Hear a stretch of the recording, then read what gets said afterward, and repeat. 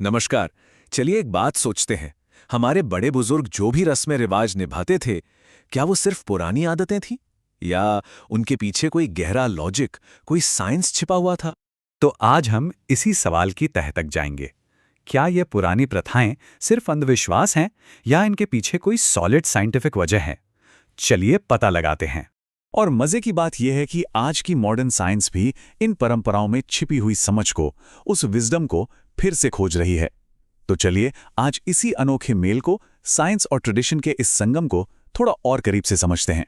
शुरुआत करते हैं उन रिवाजों से जिनका सीधा ताल्लुक हमारे शरीर से है, हमारी फिजिकल हेल्थ से।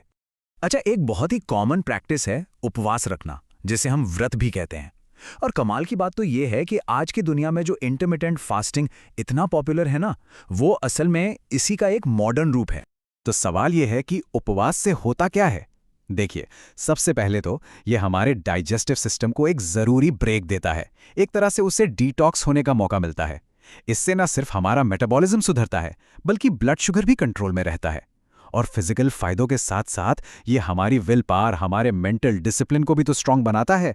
चलिए अब एक साइंटिफिक टर्म को समझते हैं, रोगाणुरोधी गुण, या जिसे इंग्लिश में कहते हैं एंटी माइक्रोबायोल प्रॉपर्टीज।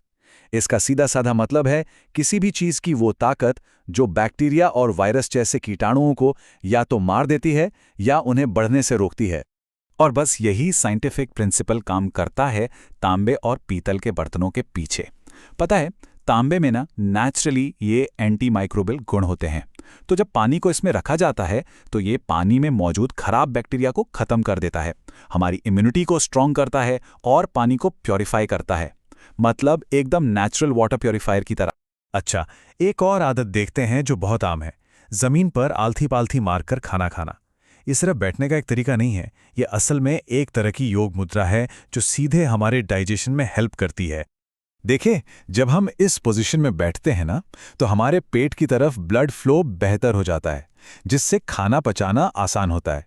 इतना ही नहीं, ये पोजीशन हमारे दिमाग को सिग्नल भी देती है कि पेट भर रहा है, तो हम ओवर ईटिंग से भी बच जाते हैं। और साथ ही इससे बॉडी की फ्लेक्सिबिलिटी भी बनी रहती है। कितना सिंपल है, पर कितना असरदार है। तो शरीर की बात तो हो गई। अब जरा उन रिवाजों पर नजर डालते हैं जो हमारे मन, हमारे दिमाग को शांत और फोकस्ड रखने में मदद करते हैं। माथे पर तिलक लगाना ये सिर्फ एक धार्मिक निशान नहीं है। हमारी दोनों आईब्रोज के बीच में एक पॉइंट होता है जिसे आज्ञा चक्र या थर्ड आई भी कहते हैं। ये हमारी बॉडी का एक बहुत ही इंपॉर्टेंट नर्व सेंटर है। और जब तिलक लगाया जाता है ना, तो ये पॉइंट स्टिम्युलेट होता है।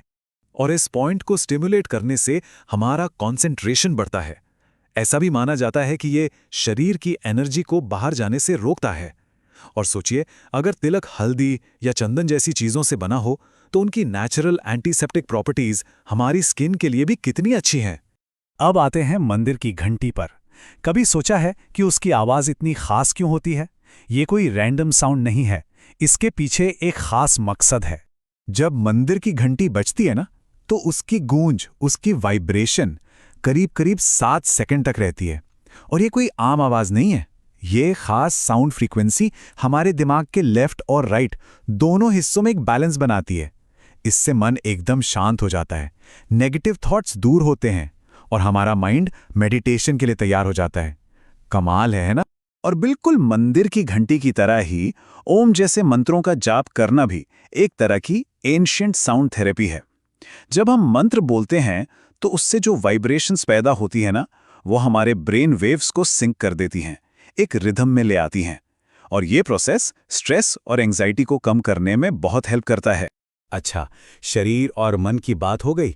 अब देखते हैं कि कैसे इन रिवाजों ने हमें नेचर से जोड़ा, हमारे अंदर पर्यावरण के लिए गहरी समझ पैदा की। हमारी संस्कृति में सूरज की पूजा होती है, नदियों की, पेड़ों की, यहाँ तक कि जानवरों की भी। ये सिर्फ एक पूजा या कर्मकांड नहीं है, ये असल में नेचर के इन सभी एलिमेंट्स को रिस्पेक्ट देने और उन्हें बचाने का, उन्हें कंजर्व करने का एक बहुत ही खूबसूरत और असरदार तरीका था। यहाँ तक कि हमारे त्योहार भी कितने साइंटिफिक तरीके से मौसम की ज़रूरतों से जुड़े हैं। जैसे दिवाली में तेल के दिए जलाना, ये सिर्फ रोशनी के लिए नहीं है। बारिश के बाद जो कीड़े मकोड़े पैदा होते हैं, ये उन्हें मारता है और हवा को भी साफ करता है। या फिर होली को ले लीजिए, उसमें जो पारंपरिक हर्बल रंग इस्तेमाल होते थे वो मौसम बदलने पर होने वाली स्किन प्रॉब्लम्स का एक नेचुरल इलाज थे। तो इन सभी एग्जाम्पल्स को देखने के बाद हम एक बड़े नतीजे पर पहुंचते हैं। ये रिवाज सिर्फ रिवाज नहीं है, बल्कि ये विजडम का, ज्ञान का एक परफेक्ट ब्लेंड है। तो चलिए फटाफट एक बार फिर से देखते हैं। हमने देखा कि शरीर के लिए तांबे के बर्तन उसकी एंटी माइक्रोबियल प्रॉपर्टीज की वजह से हैं। मन के लिए मंदिर की घंटी, उसकी साउंड फ्रीक्वेंसी हमारे ब्रेन को एक्टिवेट करती है। और नेचर के लिए दिवाली के दिए, जो हवा को साफ करते हैं और कीड़ों को भी कंट्रोल करते हैं। तो मतलब साफ है, परंपरा और विज्ञान एक दूसरे के दुश्मन नहीं, बल्कि एक दूसरे के पूरक हैं, कॉम्प्लीमेंट्री हैं।